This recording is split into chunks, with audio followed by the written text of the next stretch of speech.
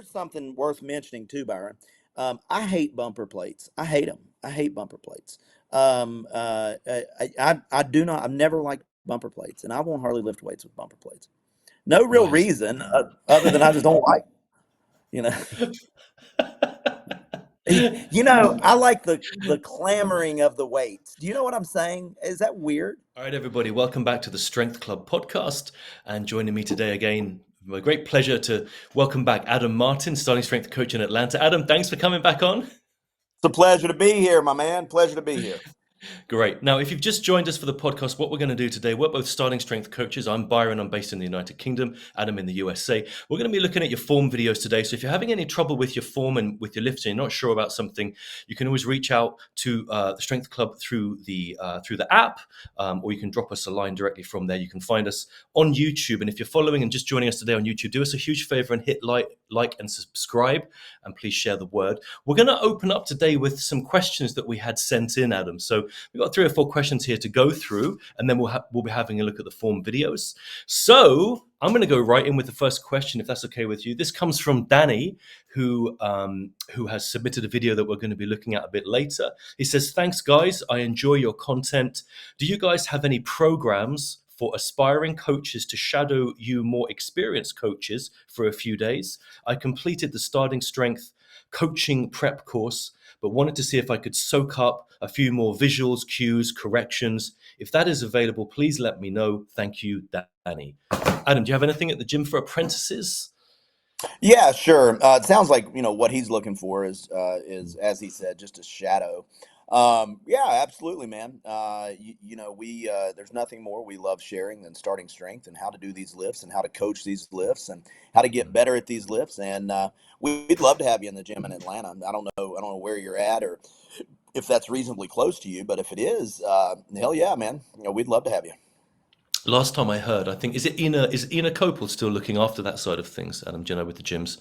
I don't think so. Okay. I think there may have been a shift there. Okay. I don't think Ina is doing that still. I'm All sure right. that was super taxing on her time and Yeah, yeah. Okay, well, it used to be if it's not her, then what I would do is reach out, go straight to the Starting Strength main website, and on the contact page there, just drop them a message, Danny, and just ask what options are open and who to liaise with. There will be someone who's looking after that because that's a big job and that needs to be managed.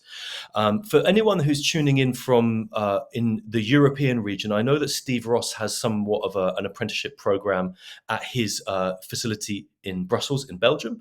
Again, depending on how close that is for you. Anyone who's in the UK, Scotland, Ireland, Northern Ireland, Wales, reach out to me. You can find me through my website at Strength Revolution.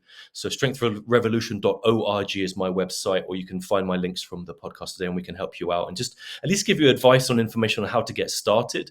And if shadowing is like right for you, then if it's the right thing to do, we'll make it happen. There's other ways of doing it remotely as well, if that's a better option for you, like location wise. So yeah, we'll get people moving along. We need the coaches, and we want people who want to get stuck into it, right? absolutely. Okay, so now here we have Mark. Mark here. Thank you so much for the form check. Really appreciate your expertise on this. Weightlifting shoes. In the UK, any recommendations? I've seen Adidas Powerlift 5. Are these suitable? For Mark, if you're in the UK, yes, the Adidas Powerlift, and be careful because there's Adi Power, there's Power Perfect. I personally like Adidas Powerlift. And when I've got a new lifter who's coming in for training, or if they're going to come to one of the camps I'm running, and they don't have a shoe, I generally start with Adidas Powerlift shoes. There's a couple of quick notes if you're looking at getting a shoe like that. The first is this. When you order it, for some reason, Adidas made them come up a little bit tight on the sizing. So whatever shoe you normally take, go a half size bigger on the Adidas Powerlift. Okay, I don't know if that's the same for all of their shoes, but in the Powerlift it is. Secondly, almost all of the time, this is a little bit of a real hack that I'm going to give you now, is you can almost get away with never paying full price on those. If you go ahead and look on the Amazon site, you'll see that Adidas put on there their last season's colors that they want to offload at a sale price. Now, they don't sing about it, but they'll put them on there at quite a discount. And that's a good one to have a look at in the size you need at a bit of a cheaper price. On the main Adidas website, I've seen them go on there about twice a year, they do a sale where sometimes they will come down quite a bit as well. So check both sites. And what do you like for lifting shoes? What are you using? You know, Byron, I have the Adidas as well. Yeah. There's a real void out there for a real high quality lifting shoe. What I find in most lifting shoes is they're just poorly constructed. And they don't last a great long time. I'm most impressed with the Mhm. Do-Win. The Do-Win, I think, is what I've seen. You're going to get the most longevity out of those guys. They're not breaking down as quickly. But I wish there were just a better option. Rip was designing a shoe. You remember at Starting Mhm. Strength, and it did Yes. not points in my estimation for style. Right? I mean, it's much like Rip. I don't know how stylish Rip is, but but he for sure is standing the test of time, and that's what I'd like from a lifting shoe. So, my friend, as Byron gives you advice on lifting shoe, I agree. You can get there are a lot of different shoes out there. All of them will suffice, but none of them will overwhelm you. So until somebody produces a really good lifting shoe, now if you have a wider foot, we found that the only Mm. really wider lifting shoe is the TYR. For folks that have a little wider foot, that is a little wider toe box, if that matters to you. But good luck. I mean, there's plenty of options to choose from. Okay, next question. James has written in and he says, is a power bar better than a thicker 32 millimeter bar for all the lifts? Adam, have you tried a thicker bar, the 32? Have you had one of those? I have not. And what are we using? The 29? Are they the Yeah, 28, 29? 29. Yeah, yeah. The trouble that you're going to get with the power bar, sure, squatting, it wouldn't matter, but Hmm. you want a good all around bar. And you're going to find that as that bar thickens, your grip's going to become a little more of an issue. So I'd recommend sticking to probably a good all purpose bar. It's going to do a couple of things. If you're training at home, it's going to save you space. It's also going to be more budget friendly. I've never found that I have a need for a power bar myself. When we start thinking about deadlifting bars, they have bars with more whip in them, and they're just that's beyond what we're doing at Starting Strength. Right? At Starting Strength, we're training strength generally, Yeah. and that's my thought on that. What about you, Byron? Yeah, I agree. I completely agree. So if you're in the US, if you're in North America, you basically want to get a starting strength barbell, which I think is manufactured by a guy called Buddy Caps in Texas. It's like made to a very high specification. It's not as expensive as you think it would be, but it's a hell of a bar, like such a good bar. I've lifted with them in the starting strength Orlando gym, which is looked after by Pete Trupos. Just a beautiful bar. If you're in the UK or Europe, you might have a trouble getting that shipped over from America. It may not be straightforward. There, you could use the bar that I have in my home gym. That is a B&R bar, a B&R 2.0 bar, which stands for Bergener and Rippertoe. Again, that's a bar that Rip had a hand in designing up. It feels similar to the specification and the feel of the starting strength bar. And that's a good one. I've got that in my home gym. I've used it for years. I love it. It's a great bar. So you can get that in Europe and you can get that sent over in the UK.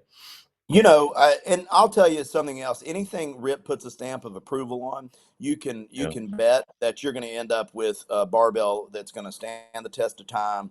The thing's not going to bend easily. So for sure, these Yeah. starting Oh, yeah. strength bars, and like you said, Buddy Caps, Mm. Rip puts his approval on it, and that's good enough for me. Yeah. I've Yeah. whatever he proves is going to be legit. Yeah, you get that kit, and that kit's going to outlive you. Like it will never. You either you'll be buried with it, or you'll leave it in your will. Okay, that's what's going to happen with that kit. Your grandchildren's grandchildren will be using that equipment. I assure you. To your point, Byron. I mean, if you're going to buy some equipment for home, Mm, buy good equipment, right? yeah. A good barbell costs you a few $100. You can Mm, probably find an old used barbell somewhere for $100. But you get what you pay for. In most instances, that is true. You get what you pay for. So go ahead and make this purchase one time. That's mm, something that's going to last you through your lifetime. If you look at on the website at Starting Strength under equipment, you'll find power racks are made there. I'm going to tell you, they're in all of our gyms, and this thing will far outlive me, right? In the event that Russia decides to send a nuclear missile our way, that may be the only thing left standing, right? I mean, Yes, our tent will be untouched. I mean, these weights, and they'll make it through. All of us will be gone, but but the the equipment. next civilization can take it over. All right, last question comes from Jack. He asks, have you experimented with conjugate programming? Yeah, so absolutely.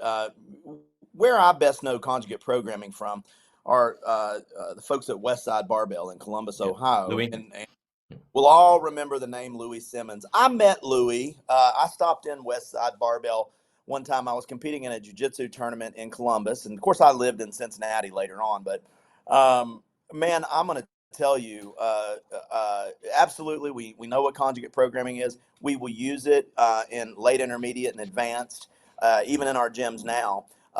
While many training modalities, I probably wouldn't embrace that the folks at Westside Barbell do. I've always been just a big fan of them, man. Can you believe some of the weights these guys are lifting at Westside? Good Yeah. God. Yeah. Yeah, it's the real So deal. yes, we're familiar with conjugate programming, and Yeah. we absolutely utilize it where needed. So sure, we know about conjugate programming. Yeah, yeah, I second that as well. All right, well, listen, that wraps up the questions for today. And now it's time for us to get into the videos. So if you're just joining us now, you can always send videos in via the app, and we'll have a look at them for you and do a kind of review and some guidelines here. This first one here comes from Dan, and he just wants us to have a look here at the deadlift video on this one. So let's have a look here. Okay. Now, Mick is behind the scenes. So if you hear me say the name Mick, I'm going to be talking to him. Mick, are you able to put the audio up for us at all on this one? Then if you can. If you can, put the audio up there. That's what I wanted to show you.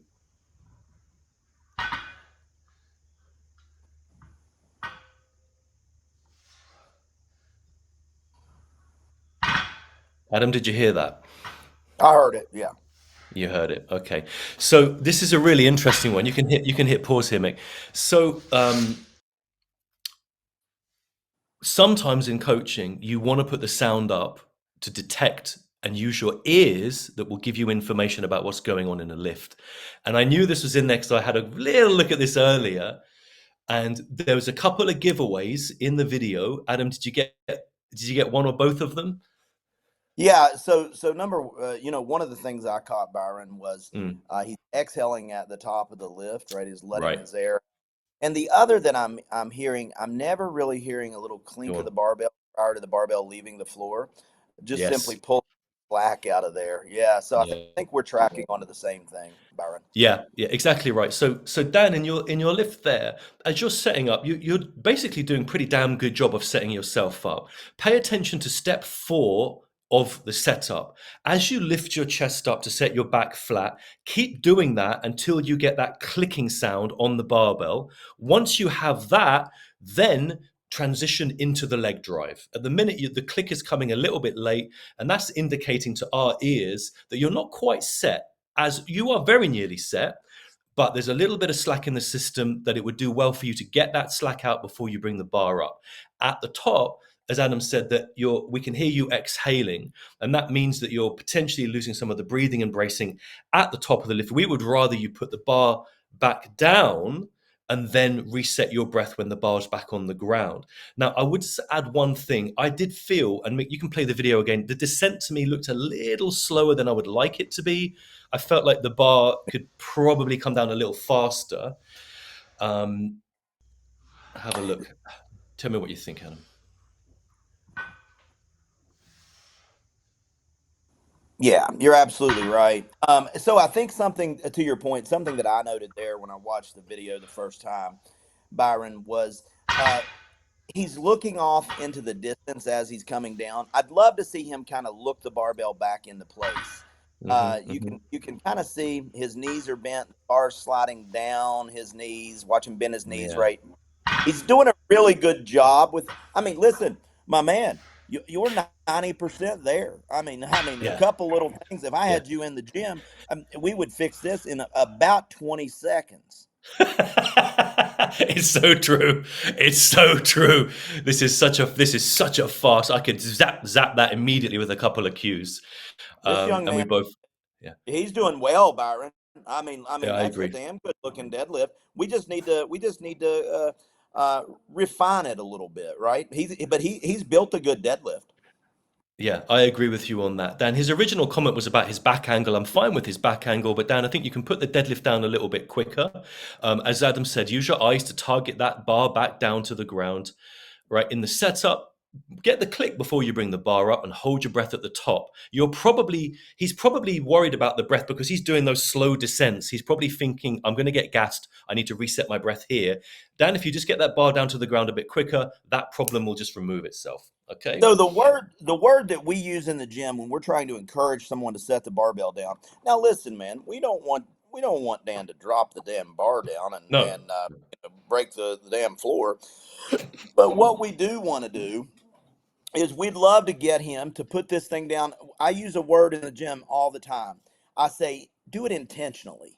Do it Mm, intentionally, right? mm. What does that mean to you? Show me what that means to you. And more times than not, that little word, they'll start doing it much more assertively, right? Yeah. Yeah. And I often then say, now it looks like you know what you're doing, right? Now it looks like you have a real clear plan for how you're going to go about each one of these pulls. So, to Byron's point, Dan, we would love for you to keep that air in, look the bar back into place, and then you have enough time in the bottom of that deadlift. We want you to exhale, inhale, reset the back, and then take off on each subsequent rep. But overall, I like what Dan's doing. I think Yeah. Byron, right out of the Yeah. gate, identified the big couple of issues. Fix those things, Dan, and you're well on your way to deadlifting 500. That looks great. Fan- Fantastic, Dan. Yeah, good stuff with your training. Okay, Mick, we'll move on to the next video. This comes from Holden. Holden has sent this video in, so let's have a look here.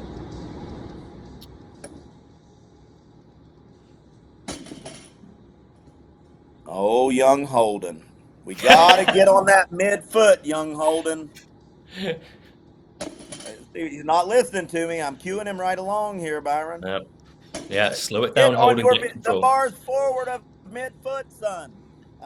So a lot of issues here, Byron. I'll let you take off with it, but young man, we got some work to do. Yeah, I would like to. I think he's in socks. I'd like to get him in shoes. That is then easy when you're deciding on where the bar goes in your set up in step one, because now you've got landmarks. Whenever you look down at a sock, you've just got this kind of sea of nothing in there, and it's hard to get the bar on target. So, set of shoes. Anyone who's in socks, we're already going to tell you to get shoes. You know this already, guys. That will deal hopefully with the midfoot position, the correct position of the start position, because it's a country mile away from you at the minute. The other thing I'm detecting, which I think is a big thing, is step 4 of the deadlift is where you set your back in extension, and I'm not seeing what I'd want to see in the extension. When we say extension, we mean flattening the back. So Mick, if you can hit pause on the deadlift when he's just setting up against the bar here, there. So you can see how rounded he is from his hips up to his shoulders. It's quite curved there. So I think fixing step 1, getting a shoe on, getting the bar into the step 1 position, bar over midfoot, and then making an effort in step 4 to get the back flat. Now, Mhm. how do you like to describe that, Adam, remotely when you're not? We can poke and prod them when we're with them. But how do you like to do it remotely to get that back flat? Yeah, what I'd like for him to do is not even not even utilizing the barbell. I would like for him to imagine that you've sprinted 400 meters, and at the end of that sprint, you're going to put your hands on your knees like you're catching your breath. Once you do that, I would like you to show me. We've all seen an angry cat. You know how an angry cat brings its back up, right? Then I want you to show me the absolute opposite of that, right? And as you show me the diabolical opposite of that angry cat, you're going to be bringing your back into what we call extension. Extension is favorable, and as you see here, not one of those reps did he bring his back into extension, and he did not spontaneously combust, right? I mean, he didn't just blow up in the dust and there's nothing left there but the kid's hat, you know. Um, so it's not necessarily that you know that you're just gonna you know internally just explode if you don't set your back, or you're gonna be forever injured. In fact, that's very rare. Um, but the problem is that back is now is a poor transmitter of force, right? Yeah. And we would like that back to be a rigid transmitter of force. So as Hmm. Byron said, we want you to get that back set, son. The best thing that this young man can do, Byron, I know you'll agree with this, is Hmm. review our 5 steps are very simple. They're very straightforward. Yeah. Starting Strength has done a wonderful job in making this deadlift really easy to set up if you just do those 5 steps, right? Just do those 5 steps. That's my thought, Byron. What about you? Yeah, I completely agree. I actually had that written down on my show notepad saying watch the starting strength video on YouTube because it sorts out a great number of things. And Holden, it will enable you to create a very brief checklist as well. So not only will you clearly see what you need to do, but it means you can very quickly formulate a checklist of your setup so that it's less likely as time goes by that you'll forget the details of those steps. And after a couple of weeks, you won't even need the list. You'll just do it. That'll just be how you pull the deadlift. Okay. Holden, I've got some top secret advice for you right here. Let me see if you guys can read this. Oh, we've got the go mad. Holden is a candidate to go mad. Uh, Yes. what is go mad, Byron? Gallon of milk a day. Gallon of milk a day. We say that and everybody shits their pants, right? Instantly, everybody, oh my God, you just want I everybody can't, fat. I can't have a gallon of milk a day. I already weigh. Yeah, yeah. So Holden is a candidate for a gallon of milk a day. Young man, if you'll follow the 5 steps and if you will eat and you will drink a gallon of milk a day, in 3 months you'll send another video, and Byron and I'll swear we've never seen you. This kid doesn't look Yeah. familiar, right? See And this you'll guy be before? deadlifting 405 for 5. Yeah. Listen, And in shoes as well. son, do the 5 steps of the deadlift. Yeah. Familiarize. It doesn't do Byron and I any good to sit here and chronologically go through each of those. We're all over YouTube. Look up the 5 step setup. Rip has a couple of really good videos out there. Well, there's more than a couple. There's a lot of really good videos out there. And lastly, one other thing, son. Think about this. Dr. Sullivan wrote the Barbell Prescription. Says something that I love. He says that if you jerk on the bar jerks on you. And whenever the bar jerks on you, it's a really, really good way to pull a muscle. We want to Mm, avoid this if we can. mm, Inevitably, we're all going to get some tweaks while training over the years, but we want to avoid the unnecessary ones, right? The mm. ones that happen because of our failure to do or doing something that are not in line with our teaching method. That's all I got, Byron. You? Yeah. Yeah. Very happy there, Mick. I think we're ready for the next video, which comes from Scott. Scott has sent us in a video. Here we are.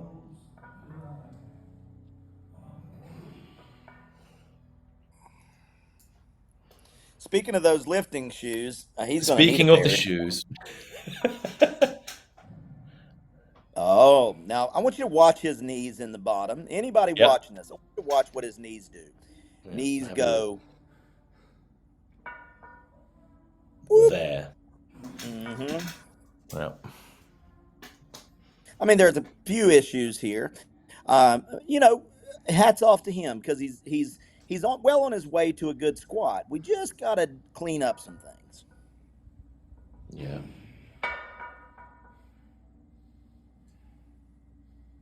Do you Watch. think the bar is a bit low on his back, Adam? Let me ask you Yeah, that. certainly. I just noticed that, Byron. Yes, it does Yeah. appear to be kind of sliding down his back. And you'll see that his wrists are kind of in some extension there, some overextension. You know, Mm, we'd maybe like to fix him a little bit. There are a few mm, issues here. mm, Byron, I'll let you come out of the gate on this guy. We've already mentioned the shoes. That's a non-negotiable, guys. You need a pair of lifting shoes, right? I want you to think about something. If you mm. went to watch on Sunday, you went to watch the NFL or hell, or as they say in Europe, if you watch football over there, which is a different kind of football than we think about football in the United States. But the common thing that these guys share is they all wear shoes, don't they? What would you think if you watched a soccer match and and you got three people out there with no shoes on, right? Everybody would think that's ridiculous, right? You got to wear shoes, guys. You got to wear shoes. Um, sometimes people will say that they don't wear shoes because they believe they're the most natural with their feet contacting the earth. And I mean, if we just be honest about it, I don't figure there was a point in time when humans were still barefoot. They were, and I'm not sure how long they were barefoot that they didn't make some sort of a shoe, but um, they weren't putting things on their back repeatedly, standing up and getting, instead they were working. That's what we're replicating. So get some shoes. Mhm. Anyway, go Yeah. ahead, Byron. Yeah, absolutely. So before we deal with the movement issue with the knees, which we want to discuss that, I think a little bit of housekeeping. I think the bar, Scotty, is too low on your back. So just be careful there. We can have a bar that is too low, and if it feels like it's escaping you, the hands are going to start to join in. Things can go on the back that are not good and problematic, especially if it feels like it's slightly slipping down. So we want the bar positioned pretty precisely on the back, underneath the spine of the scapula, and I'll probably talk about that in a video that we've got coming up later in this episode. I'll go over that a little bit for you, but the bar looks a little bit too low. Looks like it might be escaping down your back. The head is also moving around as well, and it's coming up so you're losing your head position. So in the setup, we want to fix those two things and control those two variables, because things that are moving around and loose and problematic there have knock-on effects down the rest of the chain. And let's assume we've cleared those up. And now, if we still have this knee slide issue, I think that needs to be dealt with, Adam. What's your favorite go-to for that? I know one I can think of. Oh, if it's me, again, if you're in the gym and you're with Byron or I, in about 20 seconds, we'll put a tubo in front of you on your There you warm-ups. go. That's Uh, exactly what I was thinking. yeah, yeah. Of course you were, because you're a starting strength coach. And by the way, that's what you really get with starting strength coaches, right? A continuity of how to do this thing. Hey, Mick, play that thing one more time and pause it at the bottom of the squat for me, all the way down at the bottom. The other thing, he's standing there too long, isn't he, Byron? Yeah. All right, right there. I want you to take a look at his safeties. That Hmm. safety could probably come up at least one. You see how far we have between the bar and the safety? Yeah. Um, and he's about depth there. He looks like he's done a pretty good job there, but let's hold it at the bottom. Now, Byron mentioned his head, so I want you to imagine that we're tilting his head forward where his chin is no longer 90 degrees to the ground. That's what you have right there, right? The bar's a little bit low. We'd like to bring that up. And let's think about his knees here. He could be well served by just shoving those knees out a little bit. You see that, Byron? Hmm. See his Hmm. knees? They Hmm. look like they're really just kind of facing. We'd like to get him to shove those knees out just a Hmm. little bit. What are your thoughts, Byron? Yeah, I agree. I think that will help as well with the positioning at the bottom. I do agree that a tubo on the warm-up sets would control that bottom position nicely as well, and it would invite the knees to go out to that target. So you'd probably Absolutely. you'd get a wonderful 2-for-1 effect on that. You'd deal with both things at once. So yeah, that's what I think. This exactly the fixes I'd go after with Scott and And his video. there's something else that stands out to me. After you've coached enough squats, Byron, as you know, Mhm. I can tell that he looks, I'm going to use a highly technical term here. He looks loosey goosey, and Mm. he could really benefit from bracing.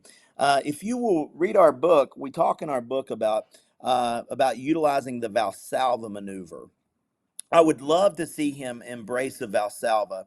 I think that's gonna do a lot in cleaning up his squats. The other is be decisive, man. When you unrack that bar, you get that big brace. Descend in your squat. Don't hang out there, man. Don't screw around, because what's happening is you're standing there. You're just draining, man. You're draining. It takes effort to stand underneath a loaded barbell, and we don't want to be there longer than we have to be to get the work done, right? To get the benefit. Yeah, you want to get a pretty efficient process going there. So, Yeah. yeah, I certainly agree with that. Okay, I think that helps Scott resolve some of his issues now. So, Scott, good luck with your training and that. You know the corrections to make there.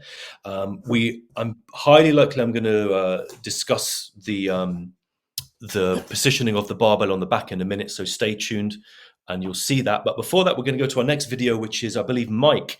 Mike has sent us a couple of lifts in. I think we've got a deadlift and a squat video to look at. So we'll go with the deadlift first, Mick, if that's okay. You want to load that up for us?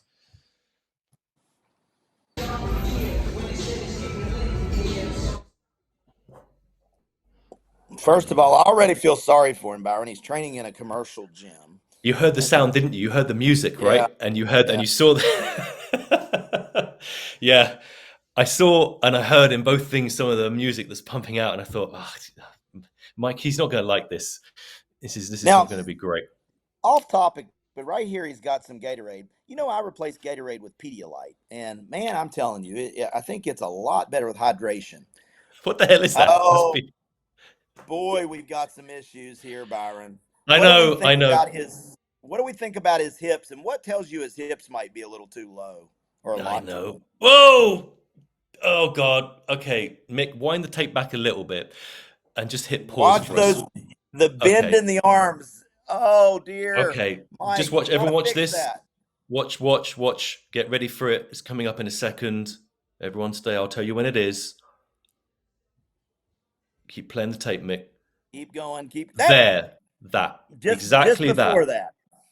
Exactly that. Okay, so this is a potentially serious injury and a serious issue if we don't deal with this. And it doesn't need to be. Deadlifting can be perfectly safe, but what we've got here is a supinated hand, meaning his left hand is turned up and a bent arm, and he's aggressively yanking on the bar with about 300 pounds in his hands there, and that can be a risk area, which I don't like on a lifter. So yes, there's other things in the housekeeping of the lift that we definitely need to deal with. But this, for me, Adam, this was the big red light moment just there. Do you agree on that? Yeah, so here's what's going through his brain. Go So on. what Mike is trying to do is in his brain, he thinks if he can build speed, right, that he's going to do a better job at pulling this thing from the floor. What we're here to tell you, Mike, is that's not the case. We would love to see more of a smooth pull here, right? Mhm. Almost where here's a little crossover. When you're learning to shoot a handgun, right? You're learning to shoot a handgun. People a lot of times want to slap the trigger, right? It's when they have their whole finger through the trigger and they kind of slap the trigger versus easily squeezing trigger pressure, trigger pressure until the weapon goes boom, right? Well, the same thing is true with this deadlift. We would love to see him continue to squeeze up Mhm. until he absolutely can't take it anymore, where he applies pressure into his feet and the bar almost surprises him as it begins to separate from the floor. You see what I'm saying, Byron? Yeah, absolutely, absolutely. So, although there are positioning issues in the other steps of the setup here, Mike, that you want to pay attention to, the big one that we need to de-risk for you is just how you're getting ready to bring the bar up off the ground. And what we need you to do is desist with aggressively tugging or yanking on the barbell, and think about it more as a smoother, more professional setup where you're going to contract into position in a smooth, calm fashion and then bring the barbell up in that fashion from there. Okay. So it's not a problem if a lifter wants to use a mixed grip. We call that an alternate grip or a mixed grip, where you've got a hand over and a hand under, and you can do that whichever side that you preference and feels right to you. That's not an issue. But we can't have a supinated hand with aggressive pulling on the barbell, because there is a potential there that we need to de-risk in terms of the bicep and the tendon. So I think with whatever you do, Mick and Mike, sorry, and I do suggest you again check the video as we've mentioned before. Check the 5 steps video to just dial that in a little bit for you, with your hips positioning. But smoothly set into position here, as Adam described. Carefully lifting your chest to get into position. Don't aggressively do it. When you feel the tension and ready to go, then you can use the leg drive to bring the barbell up. Now, while we're here, I think we'll talk about a couple of other bits, Adam, just at the beginning here, where Mike is setting up, just to help him get his hips in the right position. The telltale giveaway that Adam alluded to. Oh, there it is, 1 inch from the bar. Yeah, 1 inch from the bar. So the telltale visual sign in this video where Mick has hit freeze frame is that the knees are well and truly sticking out past the forearms. Anytime we see that, we know already that chances are hips are too low and we need to bring the lifter back. So it most likely will keep the knees inside of the forearms with the barbell on the legs. Okay. So, And Mike, well, for a little nugget for Mike, mm, Mike, what can we conclude if we know that your setup, your shins were not an inch from the bar, you were much further back? What mhm, we can conclude from this position, Mike, is that the barbell is no longer over the midfoot. Even if it mm, were at some juncture, it is not now, right? Your mm, shins, as mm, your hips drop, your shins move forward. We're all mm. familiar. Byron, have you ever heard this song? We grew up in kindergarten here singing it. The thigh bone's connected to the hip bone, right? You know the song, right? I like So, the song, and also I like it when you sing on the podcast, Adam. yeah, well, so you nor anyone else like when I sing on the podcast, I'll assure you, including Mike. Mike, if you will send us another video and you will use our 5-step deadlift in this, I will in fact sing a beautiful song to you, Mike. If you'll just do that for me, if you'll fix this deadlift. You can't Thoughts, say Byron? no to that, Mike. You can't say no to that. Mick, can you just wind the tape back just to the setup? Because where one of the problems crept in here was that Mike got a little bit ahead of himself on the setup. So go back to the bit where he's still standing up and just watch very carefully what he does, because I can see where the problem's getting in. So wind it back a little bit further, Mick, if you can. Okay. So do you see here that he's very focused on getting his lifting straps on the bar, but actually he's not in step one. He's gone straight to step two and he's actually skipped step one. So Mike, just what I'd like you to do here, as Adam just said, is hit pause for me there, Mick. So go back to the steps. Step one, your hands, your paws should not be on the bar. Just stand over the bar and position it over midfoot. Now you're in step one. Now you can reach down knowing that the bar's in the right place, and now you can attach your lifting straps to the barbell for this lift. Okay. From there, you'll just go through the remaining steps, knowing now that when your shins contact the bar, because it's in the right place, it's very hard for your hips to be too low and the knees to be out of position, because the bar will now stop you as you go through those steps. All right. Now, if this all sounds like a bit much with the information that I'm giving out now, I would say to anyone watching, review the 5 steps and just follow those in order. And the main thing to focus on, Mike, for you is, again, smoothly going through those steps, especially step 4 as you're setting the back into position. Do not aggressively yank on the bar. Just make that smooth in that motion, okay, to set yourself up. So I wasn't going to mention this because we're going to chase him so far down a rabbit hole, Yeah. but so Mike, maybe you can clue us in. If I were using lifting straps, number one, Hmm. I would pronate this hand. I would not supinate this hand, meaning I I knew would you were going not. to say it. Yeah, yeah. I would simply have a double overhand grip with the straps. Now, if I were going to use this grip, the benefit of this grip is to allow you to hang on to the barbell without lifting straps. Yeah. Um, Yeah. also, I hope you're using chalk because it Mm. would seem to me that at least fairly early on you've gone to an alternate grip. Again, nothing wrong with that. I don't know where your grip is running out, but not turning this hand over with straps would be advisable for you in this instance. I think, don't you, Byron? Yeah, I think so. Yeah, I think for me it's kind of an either or. Um, Personally, what would you do, Adam? Would you keep the straps and go double overhand, or would you lose the straps and go for the mixed grip? You know, so I'm a proponent of straps. My mentor and somebody I have a great deal of respect for wrote an incredible article about again, there's nothing wrong with a supine grip, but please recognize that the supine grip by its very nature is going to create an asymmetry. Dr. Mia Inman wrote an article on this and talked about the windmilling effect of the barbell. There's no need for me to get too deep into that because, Mhm. Mike, we got to get you with the 5 steps, right? So what I want you to do, Mike, is I want you to get a hold of my good friend Byron here, and I want you to hire him to be your online coach because in about one session, all of these things are going to be cleaned up for you, and you're not going to waste your time. And time, my friend, is money. So true. Adam, thank you very much. Okay, now we're going to stay with Mike. He sent us two videos, so we're going to watch the second of his videos now. We'll go on to his squat, and let's have a look at that. Now, go ahead and stop that right here for real quick, Mick. Now, you see that mirror in front of him, Byron? Yeah, I see trouble. I see trouble Yeah. ahead. All we're saying is we understand, Mike. Listen, Mike. Number one, don't think I'm beating up on you. I'm damn proud of you for training, man. Like this is what you need to be doing, my friend. So there's a saying. I grew up in rural West Virginia. There's a saying that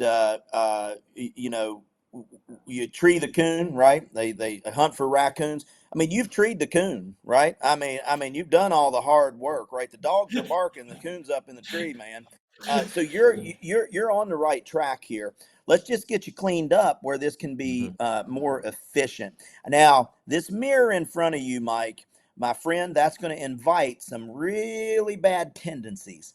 So you're going to have to do a good job, Mike, of using your brain not to look into that mirror. So let's see if he can do that. Let's have a look. Play the tape.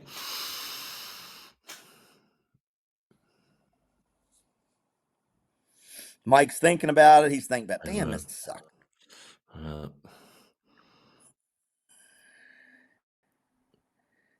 All right. All right. Stand. So pause it right there for me, Mick. Let's break this down for you, Mike. Your stance is too narrow, my friend. I can't even see your feet, but mm. I can tell your stance is too narrow. Do you agree with that, Byron? Yeah, I had a feeling. And one of the telltale signs that his stance might be too tight is as he was coming down, there was an issue with the depth. So, Right, Mick, you right. can just hit pause when he gets to the bottom of where he's going in that squat. There. Ah, look where his eyes are. Straight at the mirror. Mike, like, here's the Mm. thing, Mike. You're a good looking guy. You got a beautiful head of hair, and you can't help but look at it, my man. You're like, good God, the Lord has blessed me. But listen, my friend, you got to get your eyes out of that mirror. You have got to get your eyes out of that mirror, Mike. I mean, you are a handsome fella, but we're going to have to find some way to distract from that. Yes, I've got a tip or a suggestion of a couple of things we can do to help with What that. is it, When Byron? we're in a What gym, can we do? well, here we go. Here's a couple of things we can do. One, we can give the eyes a target to look at. So we can take a brightly colored object. If you've got like a water bottle, or sometimes I'll use a fractional plate in the gym that is bright, shiny, or a brightly color. I'll place that object on the ground and I'll tell the lifter to look through your nose. Imagine you're looking through the nose and point the nose at that target and keep it on target throughout the lift. The reason I move away from saying just the eyes is because we can put our head in one position and we can look in the other direction. So when I tell them to look through their nose, that controls the head position.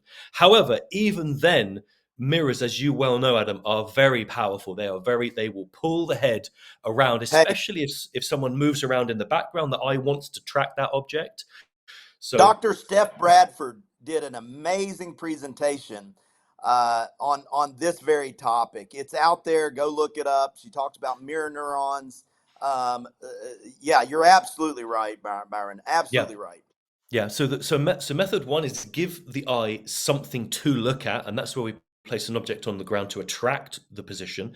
And the other one that I will use in this situation is I'll tell the lifter just put on a baseball hat and put the cap at the front of the head. Now they're looking down. That cap position kind of blocks out some of the mirror, and it makes it harder for the eyes to get into the mirror. So just a basic baseball hat will help there as well in that scenario. Now, some of these racks, I can't tell if this is one. I suspect it is. But something else, Mike. Everybody in the commercial gym's going to look at you like you're, like you've just arrived from Mars or something. But turning that thing around and facing the opposite way, and putting your J hooks on the other side. You see what I'm saying, Byron? Put Yep. his J hooks on the inside of the Yep. outer upright there. That Yep. could potentially work for you too, Mike. You have to explore with that rack. Just what I'm looking at looks like that might work for that power rack. Yeah, that's a good option as well. Mike, the that is good to try. The only trade-off you may find there is, depending on the space in the gym, you may not then get the best view if you're trying to film your lifts and have a look at things. You might see the front of you and not the kind of rear 45-degree angle. So there might be a trade-off, but if it fixes the root cause, I'm on board with it. Yeah, yeah, for sure. So Mike, so far we've really got a couple of issues. One, we got to get that stance a little bit wider, and we got to get those knees shoved out, and we got to get the eyeballs on the floor. What are the consequences, Byron, Mm. of his head being in this position as it relates to his hip drive out of the squat? What are those consequences? Yeah, the consequences, Mike, are that it's going to diminish your hip drive. Where the head goes, the body will follow. Okay, so if the head starts tracking upwards, it will take the chest with it, and now it's going to pull you out of your hip drive. So in other words, it's going to make the squat feel worse because the primary driver that's getting you out of that position from the bottom is going to feel a bit weaker than it could otherwise do. Second, or I'd say even alongside that, is that the eye position, it governs balance as well. And when you've got a bar on your back, this is not the time to be losing balance. Okay, so we want to. It's not like we'd like balance. It's like it's a requirement. It's mandatory. It's not optional. So Yeah, the I eye often position, say, yeah. but no, I often say, Byron, you cannot express strength optimally when you are not in balance. Right. Yeah. Yeah, for sure. Yeah, it's going to be a problem. So that will clear that up straight away. So we've got the hip drive issue, we got the balance issue, and I think with that stance adjustment, I'm assuming that that will really help him get down to depth, Adam, on that. And I'm assuming that Mike knows where depth is and how low he should be going. Do you think that's the case, or do you think maybe not? Yeah, he may know, but he's never going to get to depth in this position. Mm, So, to your point, point your eyeballs at the ground. mm. And Mike, here you're probably, oh hell, you're probably 6 or 8 inches too high in that It's squat. quite a long way. Yeah. Yeah, Yeah, it's quite a yeah. long way to go. So, Mike, you got some work to do there, though. But please drop us a video in the future when you've made these adjustments. We'd like to see what you've been up to, and yeah, we'll keep an eye on that for you. All right, Mick, I Now, think we're ready. Go on, go on. Mike might also have to take a little weight off the bar, Byron, to get. And there's no shame in that, Yeah, Mike. If you got to pull a little weight off the bar to get these things to depth, do yeah, that. Get them set where they should be. Get squatting to depth, and then add the weight right on back to the bar. And you're going to be surprised where that goes. You're going to be well above where you're at now. yeah, yeah. I'm in agreement with that. I think that's good advice. When a squat's coming in this high, I think that's sound advice to make those adjustments and make that weight adjustment on the barbell. Bearing in mind that then restoring the weight back to where it was, that's not a long-term job. We're not talking 6 months there. We're not measuring Weak. it in months at all. Yeah, exactly. We're measuring this in days and weeks. So, Yeah. Mike, don't worry about that little reset that you might do on the barbell there. Okay. All right. We're going to go to our next lifter there. And I believe this is, forgive me if I pronounce this name wrong. I think it's Majero. So we'll have a look at Majero's lift here. Now, Mick, this one has quite a long, what I call a contemplative element to it, in that Majero doesn't go straight to the bar. He's philosophically exploring the lift first. So we're going to wind the tape on. Okay, we've wound the tape on, but just can you back it up a little bit? Because I need you to see something that he does that we want to identify. So just right before, here we go. Number one, Majero should have a belt on. Before I ever watch him squat, I can see the weight on the bar, and Majero should be wearing a belt. Yeah. Now, did you just see what happened there, Adam? Can you back the tape up 5 seconds for us, Mick? Because something happened, even just before then. Another 5 seconds back. Right. Now, watch very carefully where the bar is and now where the bar is. Did you see it? Oh yeah, he set the bar about where it should be, and then he got under the thing in a high bar position. And Yes. yeah, very clear. And consequently, Majero, this will go much smoother for you, bud. You can pause it right there. So we call this the sagittal plane. I want you to watch how much he's moving back and forth in his hips. Rewind it just a little bit, Mick, and let's watch his hips moving back and forth, back and forth. Everybody talks about why we hate the trap bar. That's why. That's not a very stable position. You see his Yeah. hips? I don't He's like this moving. move. I don't I like don't that like it. either, Yeah, especially I with a don't like it. loaded barbell. So Yeah. we really want to address that. Now, we know that the barbell is now in the high bar position. So Yeah. what we're going to see as soon as his squat starts, folks, we're going to Mm. see his knees go way far forward. And as my Hmm. grandmother used to say, I'll bet you a dime to a donut that his back angle is very, very vertical. That's Yep. all. Yeah. The reason for that, folks, is where the barbell is sitting on his back. Right. Hmm. Okay. Go. What else you got, Byron? Yeah, absolutely. Well, I'm going to pull out. I said earlier on in the podcast today, we're going to have a little bit of a method of checking on the body where the bar goes, and we're going to come to that in a second. I've got something to show everybody, but let's have a look and see if Adam's hypothesis comes true. Let's have a look. See. All right, here's the prophecy. Here we go. Any minute now. Yeah, any minute now. Ah. Yeah, there he is. And Yeah, now, how did I know that, folks? yeah, yeah. You saw the future. I saw the future. We're not Um, even going to begin to talk about his depth because we have a um, whole lot of things to talk about ever before we yeah, talk about where he's at in the squat and all these things. yeah, yeah, Young man, we gotta kind of back this thing up a little bit for you. yeah. I'll bet you how much you want to bet there's a mirror in front of him, Byron. I'd bet. I would bet. I think with a virtually 90% plus probability that is highly likely. Majero, can you Mhm. message in if you see this on your on the podcast? Can you comment in the notes and just tell if there is indeed a mirror in front of you? Okay, this is one of those ones, Adam, where in the gym I would strip this back to the teaching progression. Me too. Me I'd too. strip it right back to there.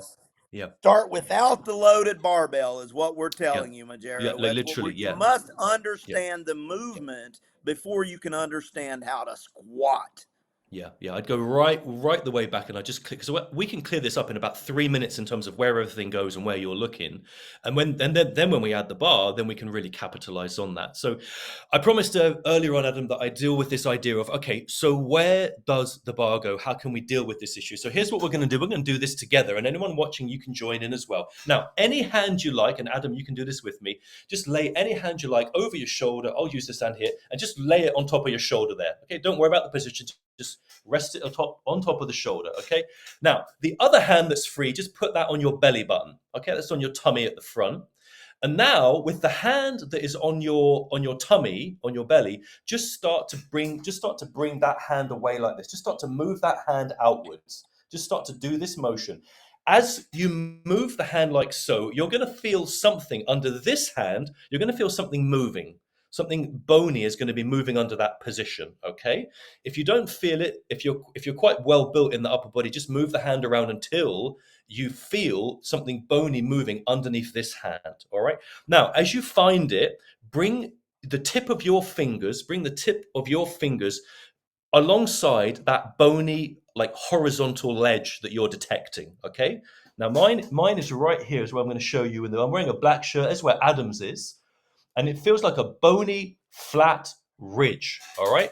Now, you're touching your shoulder blade, and anatomically, if you hear the word scapula, that's the anatomical word for the shoulder blade, and this is what the hand is in contact with. And now, as you've been reaching over, I'm going to turn it this way. I'll bring this to my camera here. As you've been reaching over, you've been catching the fingers on the edge of that ledge there. Okay, that's what that ledge that you've been pulling on. And that horizontal ledge there, that is the spine of the scapula. That's what the thing in the book is. And now, if you've been following along, you can find that position on your body for yourself. Okay. Now we know for the low bar position, the barbell is going to go underneath where you've just found. All right. So as you get underneath the barbell, the thing to remember is you now won't be rounded with a hand over you. You're going to be bringing your shoulders back together. Okay. You'll be puffing your chest out and your shoulders are going to come back together, but anatomically, that is still there. So now as you slide up, you're looking to position the bar underneath that position. As you do so, provided you squeeze together here, the muscles behind you, they will bunch up and the bar will catch very nicely on an area of the back of the shoulder. It's anatomically the posterior deltoid, the back of the shoulder, and it will sit nice and snugly I'm again trying to show you underneath. Oh, there it is, underneath that position, just there. Okay, just underneath the bony bump there. Okay, so that's where we're looking to position it. Adam, thoughts?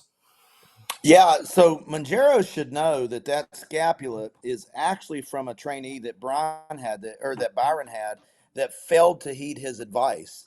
Byron then ripped his scapula out, Yeah. And then and I this went is to the foot after that. That was the next then thing. he went to the foot. So listen, dude, get this right. I don't want this to happen to you, Majero. Yeah. So Like now you that we've end got up your attention, Majero, now that we've got your attention. You'll be in Byron's freezer, dude. That where Yeah. do you think he Yeah. gets his protein? Although Exactly. Yeah. Manjaro, you're not going to get a lot of meat off of him, right? You're not. I mean, you might get some tenderloin next to his spine there, but if we could fatten him up, and then if he refuses your advice, so let me go through my notes here, Manjaro. Where's I'm the gonna where's the post-it note? Where's the post-it note with GOMAD on it? There you go. go Yep. mad, Manjaro. Then we'll get a good, nice cut of steak off of you, and Yep. if you fail to do this, then we will at least get some protein out of you, my friend. All right, so we've dealt with where the position of the barbell is.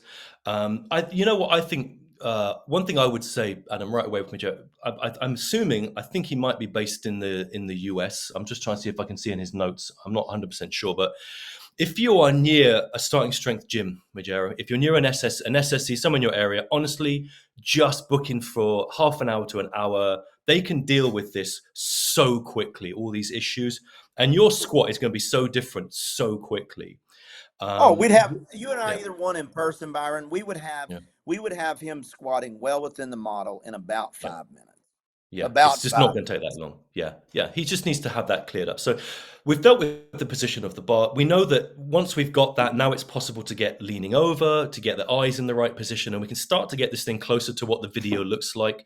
But Major, I think the best thing is if you can, that, honestly, on this one, book in for a coaching session. If not, get really familiar with the video. Follow the drill I just gave you to find the position of where the bar goes on your back and then start from the ground up on that thing before you worry about the weight on the barbell. Just get it looking like the movement where you're leaned over, looking down. Try to hit that depth, okay? I think just work from the ground up on that. I'm with you. Yeah? With Yeah? you. Okay. You're absolutely right. Get to it, Manjeri. You got some work to do. Resubmit us a video. Make sure Byron and I get a look at it, and we'll be happy to take a look at it again. But you're on your way, man. Just embrace the method, and in no time, man, you'll be extremely strong. Excellent. All right. Okay. I think it's time for the very last video of today. So we're going to go to Danny. Danny's one of the guys that sent us a question in earlier. He's got a squat for us. So let's have a look and see how this is moving. What do you think about his stance? You think he could be a little wider at the heels, Oh Adam? yeah, yeah, Yeah. absolutely. He could be. Yeah. Yeah. The thing I found that on him, to me, that looks like that it could be narrower is his grip. Yeah, but that might be a shoulder. Hmm. I suspect it is. Look like he's pretty well developed upper body. Hmm. Yeah, I suspect that's the case. Actually, his squats are looking pretty good. Clean Yeah. up a very a couple of things here. If Yeah. we could narrow his grip and Hmm. widen his heels, right? Take a Hmm. look. Just pause it right there, Mick.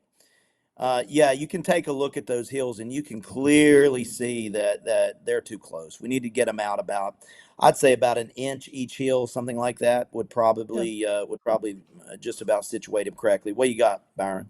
Yeah, I think so. Yeah, I think that it's a pretty quick adjustment. This looks like I would say, a confident squat. Lots of good things about this squat. Quick stance adjustment. If we can get that grip in a little bit tighter, would you consider going thumbs around if you needed to, Adam, on this one? Yeah, I squat with a thumbs around grip, Byron. Yeah, me too. I like it. Yeah, Yeah, yeah, yeah. absolutely.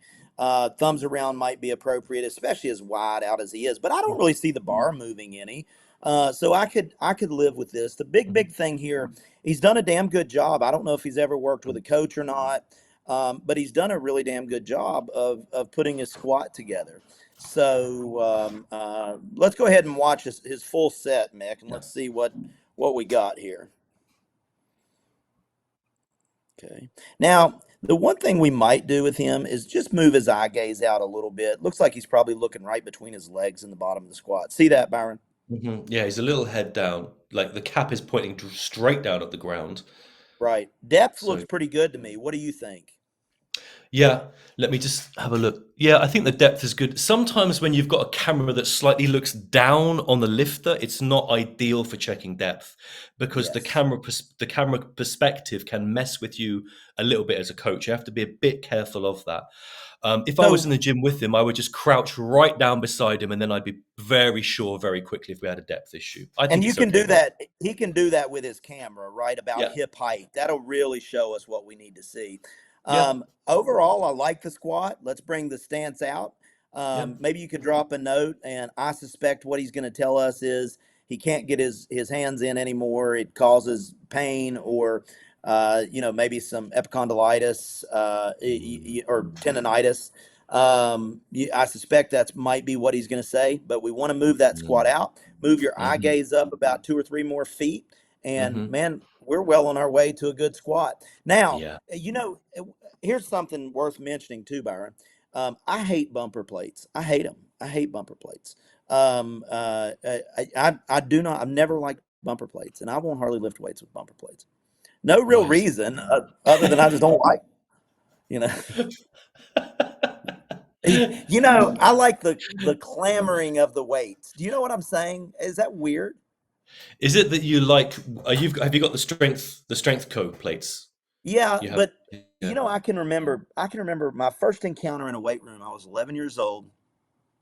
There was a football coach. His name was Byron Jones. I lived very close to the high school. I remember the high school would start practice in August, and they would be weightlifting. And I would go over there, and he was kind enough to let me come into the weight room. But I can always remember hearing the clamoring of the plates, right? And now, like you go to a lot of these Globo gyms, they don't even have those anymore. It's all bumper plates. It's Mhm. all bumper plates. Bumper plates are fine if you're doing power cleans or snatches, Mhm. I just don't like, I don't like bumper plates. I have no idea how much weight he had on the bar there. I don't know. It looked like it could have been a couple 100 pounds, maybe. The thing with the bumper plates as well is once it starts getting humid in that gym, it's not as easy to control them when you're trying to load the bar. You know, they get whereas the nice plates you've got, you can get your hand around the lip of that plate and just really nicely. It's really nice to load and unload, and just they're just such good plates in that regard. So I see what you mean about some of the sort of slippier bumpers that can get frustrating there. It's not even that. I just don't like them. I mean, It's it's just not that's even that. it. There's no real reason. I just don't like them. But so get yourself some strength co plates, my friend. No, I'm kidding Treat about that. yourself. Your plates are just fine. Your plates are just fine. Get your eye gaze fixed, fix your stance, and Byron and I will tell you what a great job you have done with your squat. Yeah, that's a solid job. Nice work, Danny. Okay. All right. I think we're ready to wrap things up. So thank you guys for tuning in so much. Adam, if people want to check out your lifting or what you're doing, how can they find you? Where are you at? Yeah, they can catch me on Instagram at, I'm gonna write it out here so they here you go. So 3, 2, 1, get a pen ready. And here's Hey. my information. Follow me on Give him a call. Instagram at Adam_Martin_SSC. And here's my phone number. That's my cell phone number. Feel free to shoot me a text if I can do anything for you. Listen, we're passionate about keeping you lifting. We're passionate about getting you moving within the model. And we're passionate about that because we know this is the best way for you to spend your time, your effort, your money, and we want to be good stewards of that. So if there's anything that I can do for you, and I know Byron feels the same way, Mhm. just give us a call or shoot us a message on Instagram. Follow me on Instagram. I would love to interact with you. I'll follow you back, and let's stay in touch, guys. Absolutely. If anyone wants to check out what I'm doing, I'm at Strength Revolution Coaching, at Strength Revolution Coaching on Instagram. And for the podcast, strength_club_. If you're tuning in on YouTube, please hit like and subscribe to that so we can just bump up the numbers and get a bit more interaction. You can drop us questions there. Continue to send your videos through and questions. If you get stuck on anything, we're here to help you.